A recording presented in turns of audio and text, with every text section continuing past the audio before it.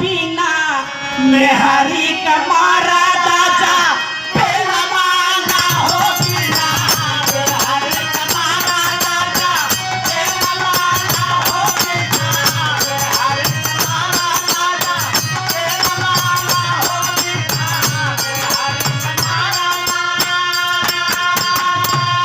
ये देखिए सम्मानित हमारे बड़े भैया पन्ना लाल जायसवाल जी, आपके तरफ से 51 रुपया जय भीम नमो बुद्धाय।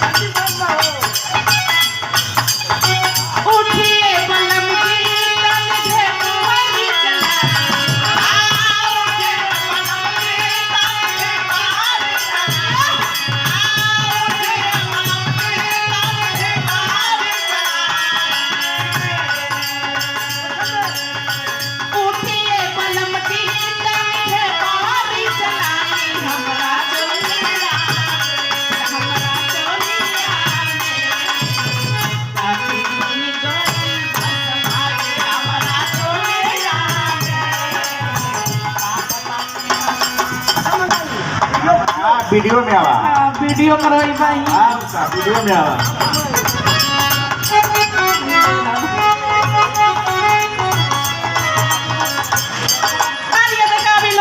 वीडियो में आओ तो वल्लभ जी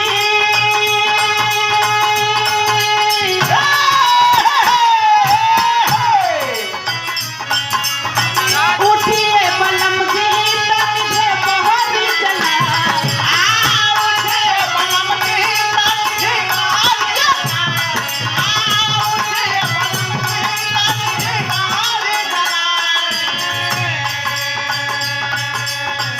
उठे वल्लभ जी तनिके बहरी चला उठिए वल्लभ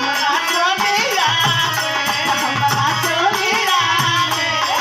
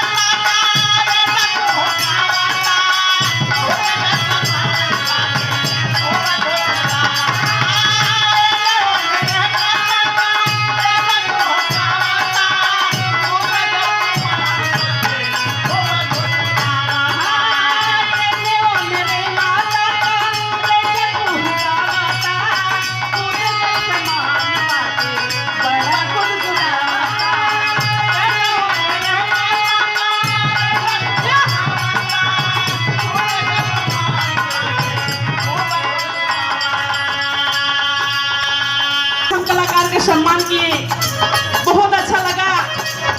यहाँ पे दिल से आप लोग को धन्यवाद करती हूँ मैं। राम खैर जायसवाल जी, आप लोगों का आभारी हैं। हम कलाकार आपके बहुत बहुत आभारी रहेंगे जिंदगी भर। विनोद जायसवाल संत कबीर नगर की धरती से आपके तरफ से 51 रुपये जय भीम।